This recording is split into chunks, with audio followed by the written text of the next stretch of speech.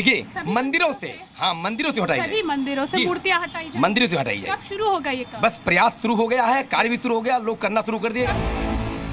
काशी में मूर्ति हटा दी जाती है, गंगा में विसर्जित की जाती है, तो लखनऊ में भी साईं मूर्ति हटाने पर हामी भर दी गई। काशी में साईं बाबा की मूर्ति को हटाने के बाद किस तरह का माहौल है, इस पर हमारे सहयोगी की एक रिपोर्ट देखिए। निवेदन करेंगे कि मंदिरों से साईं को बाहर किया जाए। हत्या क्यों हर्ट होती है? साईं जो है ये बदला गया है, जैसे सबका मालिक है वो अल्लाह मालिक बोलते थे, शुरू में अल्लाह मालिक ही बोला जाता था। जाति न पूछो साधु की, पूछ लीजिए ज्ञान, मोल करो तलवार का, पड़ा रहन दो म्यान। कबीर इस दोहे में कहते हैं कि साधु की जाति नहीं बल्कि उसका ज्ञान महत्वपूर्ण है। जैसे तलवार की धार मायने रखती है, म्यान नहीं। महान ग्रंथों का सार अपनी कविताओं के चंद शब्दों से समझाने वाले संत कबीर 15वीं सदी के भारत के रहस्यवादी कवि थे।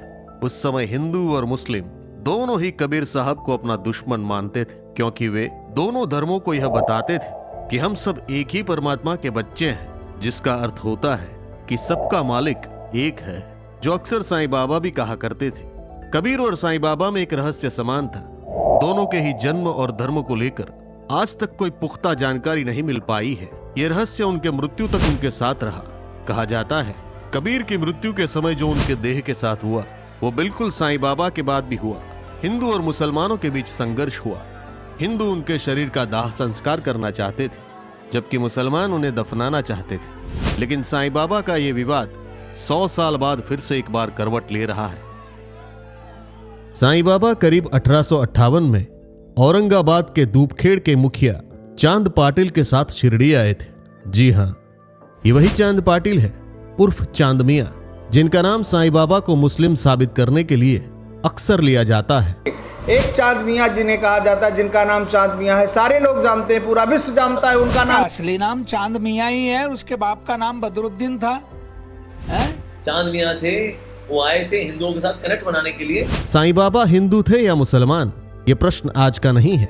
ये तब से है जब से बाबा शिरडी आए। साईं बाबा का पहनावा मुस्लिम फकीर जैसा था, इसलिए उन्हें मंदिर में प्रवेश नहीं मिला। इस कारण उन्होंने एक पुरानी मस्जिद को अपना ठिकाना बनाया, लेकिन उस मस्जिद का नाम दिया द्वारका माई, जो भगवान श्री कृष्ण की नगरी का नाम है, द्वारका। बाबा ने मस्जिद में दुनी जलाई। दुनी या दुना जलाने का चलन प्रायः हिंदू साधु अपनी तपस्याओं के स्थान पर करते हैं। बाबा एक मुस्लिम फकीर की तरह कहते थे अल्लाह मालिक, लेकिन वे मस्जिद में बैठकर रामायण, गीता और अन्य हिंदू ग्रंथों का भी श्रवण पाठ और पारायण करवाते थे। ये सब न उन्हें मुस्लिम बनाता था न हिंदू। साईं बाबा के जीवन पर सबसे प्रामाणिक ग्रंथ है साईं सच्चरित्र, जिसे उनके समकालीन भक्त गोविंद दाभोलकर ने लिखा था, जो कि अंग्रेजी शासन में चीफ जस्टिस भी रह चुके थे। इस किताब में बाबा के जीवन के कई पहलुओं का विस्तृत वर्णन है और इसे बाबा की जीवनी के रूप में सर्वाधिक मान्यता प्राप्त है। इस साईं सच्चरित्र के अध्याय 7 में लिखा है कि साईं बाबा समस्त यौगिक क्रियाओं में पारंगत थे। 6 प्रकार की क्रियाओं के तो वे पूर्ण ज्ञाता थे, जिनमें एक था धोती, जिसे पेट साफ करने की क्रिया कहा जाता है। खंड योग यानी अपने शरीर के अवयव को पृथक कर उन्हें पूर्ववत जोड़ना, और समाधि आदि भी शामिल है। ज्यादातर ये सब चीजें हिंदू योगी करते हैं। यदि कहा जाए कि वे एक हिंदू थे तो आकृति से वो यवन यानी कि मुस्लिम प्रतीत होते थे। कोई भी यह निश्चय पूर्वक नहीं कह सकता था कि वे हिंदू थे या यवन। हिंदुओं का रामनवमी उत्सव यथाविधि मनाते थे और साथ ही मुसलमानों का चंदनोत्सव भी। वे उत्सव में कुश्ती को प्रोत्साहन देते थे। गोकुलाष्टमी को वे गोपाल काला उत्सव भी बड़ी धूमधाम से मनाते थे। ईद के दिन वे मुसलमानों को मस्जिद में नमाज पढ़ने के लिए आमंत्रित किया करते थे। साथ ही इस किताब में लिखा है कि यदि कहे बाबा यवन थे यानी मुसलमान थे तो उनके कान हिंदू रीति के अनुसार छिदे हुए थे, और यदि कहे कि वे हिंदू थे तो वे सुनता कराने के पक्ष में थे। यहां पे एक और बात भी लिखी है। नाना साहब चांदोरकर, जिन्होंने उनको बहुत समीप से देखा था, जो उनके साथ ही रहते थे, उन्होंने बतलाया कि उनकी सुन्नत नहीं हुई थी। यदि कोई उन्हें हिंदू घोषित करे तो सदा मस्जिद में निवास करते थे। कोई यवन यानी मुसलमान कहे तो वहां धुनी प्रज्वलित रखते थे, और अन्य कर्म जो इस्लाम धर्म के विरुद्ध है, जैसे चक्की पीसना, शंख तथा घंटनाद, होम आदि कर्म करना, अन्नदान और अर्घ्य द्वारा पूजन आदि सदैव वहां चलते रहते थे। अस्तु इसका निर्णय कोई नहीं कर सका कि यथार्थ में बाबा हिंदू थे या यवन। मतलब कि बाबा की धार्मिक पहचान को लेकर समय समय पर प्रयास हुए, पर बाबा ने हमेशा ही इसे टाल दिया या फिर कुछ रहस्यमयी उत्तर दिए। लेकिन साईं बाबा ने अपने दो निकटतम साथी महालसापति और वामन पटेल यानी स्वामी साईं शरण आनंद से बातचीत के दौरान अपने परिवार और जन्मस्थान पाथरी का उल्लेख किया था। प्रसिद्ध संत माधवनाथ और सत्य साईं बाबा ने भी संकेत दिया था कि साईं बाबा का जन्मस्थान पाथरी ही था। बिल्कुल इसी प्रमाण को लेकर 1975 में यानी कि साईं बाबा के निधन के करीब 65 साल बाद V.B. खैर करके एक संशोधक थे जो महात्मा गांधी के जीवन पर गहन शोध करके कई किताबें लिख चुके थे। उन्होंने साईं बाबा के जन्मस्थान पर और उनसे जुड़े रहस्यों पर पुनः शोध करने का बीड़ा उठाया। पाथरी महाराष्ट्र में है और शिरडी से करीब 10 मील की दूरी पर है। खैर ने साईं बाबा के करीबी लोगों से भी जानकारी प्राप्त की और इस शोध को किताब का रूप देने के लिए प्रख्यात पत्रकार M.V. कामत को संपर्क किया, जो उस समय टाइम्स ऑफ इंडिया और इलस्ट्रेटेड वीकली जैसे गणमान्य अखबारों में महत्वपूर्ण पदों पर थे। शुरू में तो कामत ने इनकार कर दिया क्योंकि न वो साईं बाबा को जानते थे न ही मानते थे। आखिर उन्होंने एक रिसर्च की तरह सत्य के आधार पर इस किताब को लिखने की अनुमति दी। इन दोनों ने मिलकर साईं बाबा पर एक किताब लिखी जिसका नाम है Sai Baba of Shirdi, a unique saint, यानी कि एक अनोखे संत। अंग्रेजी में प्रकाशित इस किताब में खैर बताते हैं कि वे खुद पाथरी जाकर रहे। उन्होंने पाथरी के सम्मानित चौधरी परिवार के वकील और किसान दिनकर राव चौधरी से संपर्क किया। एक बातचीत के दौरान दिनकर राव ने खैर को बताया कि उनके दिवंगत पिता ने एक बार भाव भूसारी की ओर इशारा करते हुए कहा था कि यह साईं बाबा के वंशज की दुखद स्थिति है। बाद में उसी वकील दिनकर राव के कुछ मुस्लिम ग्राहक जो उनसे मिलने आए थे, उन्होंने भी कहा कि साईं बाबा का जन्म पाथरी में एक ब्राह्मण परिवार में हुआ था और उन्हें बचपन में एक फकीर ले गया था। खैर ने फिर पाथरी के कई निवासियों से मुलाकात की और सभी ब्राह्मण परिवारों की सूची तैयार की। वो लिखते हैं, हम तुरंत वैष्णव गली की ओर बढ़े जहां हमने भूसारी परिवार के घर को देखा जो अब खंडर बन चुका था क्योंकि अब यह खड़ा नहीं था, और हम पंचबावड़ी के हनुमान जी को अपनी श्रद्धांजलि देने के लिए चुपचाप आगे बढ़े। पाथरी के पास लैंडी नाम की एक नदी भी बहती है और हमें शिरडी के लैंडीबाग की याद आ गई। हालांकि यहां यह जानना जरूरी है कि साईं बाबा ने एक बगीचा बनाया था जिसका नाम दिया था लैंडीबाग, और लिखा है, दोनों के बीच का संबंध स्पष्ट है।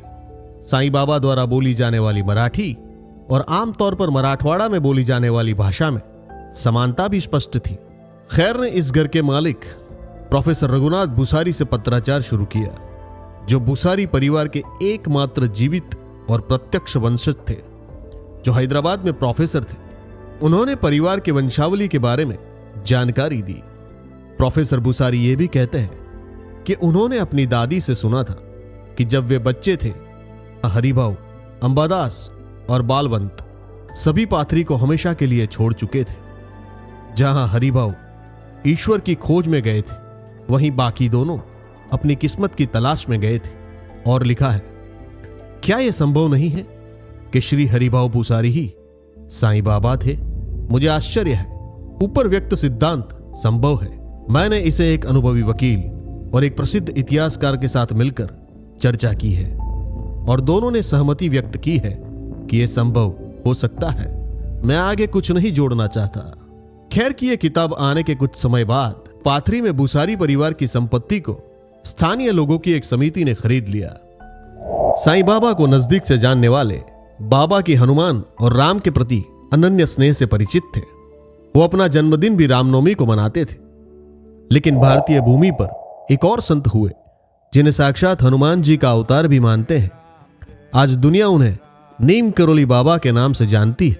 उन्हीं नीम करोली बाबा के सबसे करीबी और अमेरिकी शिष्य रामदास यानी रिचर्ड एल्बर्ट ने 1979 में नीम करोली बाबा पर एक किताब लिखी जिसका नाम है मिरेकल्स ऑफ लव। इस किताब में उन्होंने साईं बाबा का जिक्र करते हुए लिखा है, भारत में ऐसे कार्मिक हीलर अक्सर उन चीजों के साथ काम करते हैं जो भक्त उन्हें देते हैं। शिरडी साईं बाबा, जो भारत के एक महान संत थे, अपने भक्तों से आना मांगते थे, जो छोटे सिक्के होते थे और 1 पैसे से भी कम मूल्य के होते थे। इन सिक्कों को वे निरंतर अपने हाथों में रखते थे, जब तक कि वे उस नकारात्मक स्थिति को अपने भीतर नहीं खींच लेते जो भक्त के अंदर थी। इस नकारात्मक ऊर्जा को वे फिर अन्य यौगिक क्रियाओं के माध्यम से अपने से बाहर निकाल देते थे। एक और किस्सा वो बताते हैं। महाराज जी यानी कि नीम करोली बाबा, उन्हें प्यार से लोग महाराज जी भी कहा करते थे। महाराज जी को शिरडी साईं बाबा की एक तस्वीर एक भक्त द्वारा दी गई और उनके चरणों में रखी गई। महाराज जी तुरंत उठकर बैठ गए और उस तस्वीर को उठा लिया। उन्होंने कहा, यह वहां नहीं रखी जानी चाहिए, ये तो बहुत अच्छे बाबा थे। और फिर उन्होंने तस्वीर को अपने सिर के पास रख दिया। आगे उस किताब में वो लिखते हैं कि महाराज जी मद्रास में शिरडी साईं बाबा के मंदिर गए। वहां वो चुपचाप बैठे रहे। एक महिला अपने बच्चे को लेकर शिरडी साईं बाबा की तस्वीर के सामने बैठी रो रही थी। लेकिन साईं बाबा तो कई साल पहले अपने शरीर का त्याग कर चुके थे। महाराज जी ने अपने साथ आए लोगों से कहा, तुम्हें पता है वो क्या कर रही है? वो उनसे अपने बच्चे को ठीक करने की प्रार्थना कर रही है और वो इसे ठीक करेंगे, क्योंकि एक गुरु कभी अपने भक्तों को नहीं छोड़ता। गुरु अविनाशी, अमर और बुढ़ापे व मृत्यु से परे होता है। शायद इसे हनुमान जी का साईं बाबा के प्रति स्नेह कह सकते हैं। यहां एक बात जानना जरूरी है कि यह पुस्तक लिखने वाले रामदास यानी रिचर्ड कोई सामान्य व्यक्ति नहीं थे। वे साइकोलॉजी में पीएचडी थे, यानी अंधविश्वास या जादू टोना उनके नजदीक भी नहीं फटक सकता। और वो विश्वविख्यात अमेरिकन यूनिवर्सिटी हार्वर्ड और स्टैनफोर्ड में भी प्रोफेसर रह चुके थे। लेकिन न इस व्यक्ति का हमारे शास्त्रीय में कोई दर्शन है, शास्त्रीय दर्शन होना चाहिए ना कहीं कोई दर्शन है कि ये बिल्कुल गलत है और शास्त्रों में कहीं इसका वर्णन नहीं, कोई जिक्र नहीं, कोई अवतार नहीं, कोई संत नहीं, कोई भगवान नहीं। बहुत सारे संतों ने भी और वर्तमान में है जितने संत हैं सब इसका विरोध करते हैं। हालांकि साधु संतों की ये बात तर्क सम्मत है कि सनातन धर्म के शास्त्रों में साईं बाबा का जिक्र नहीं है। पुराणों में भी इस बात का उल्लेख मिलता है कि त्रेता युग में महर्षि आत्रेय और माता अनसुईया के वहां पुत्र दत्तात्रेय का जन्म हुआ, जिन्हें भगवान दत्तात्रेय भी कहा जाता है। दत्तात्रेय को ब्रह्मा, विष्णु और महेश का त्रिमूर्ति अवतार माना जाता है और वे आदि योगी हैं, यानी जितने साधु संत हैं वो भी उन्हें अपना आराध्य मानते हैं। आज भी गुजरात के गिरनार पर्वत पर उनके पदचिन्ह विद्यमान है, जहां कई सिद्ध और महात्मा अपनी तपस्या में लीन है। उसी भगवान दत्तात्रेय ने कलयुग में श्रीपाद श्री वल्लभ के रूप में अवतार लिया, जिनका जन्म 1320 में आंध्र प्रदेश के पीठापुरम में हुआ था। उनकी जीवनी पर आधारित श्रीपाद श्री वल्लभ चरित्रामृतम नामक ग्रंथ है। इस ग्रंथ के 45वें अध्याय में श्री वल्लभ यानी गुरु दत्तात्रेय हनुमान जी से एक वार्तालाप में कहते हैं, बेटा हनुमान, तुम अत्यंत बुद्धिशाली हो। जो शक्ति और प्रभाव मेरे अंदर है वे सब तुम्हारे अंदर भी होगा।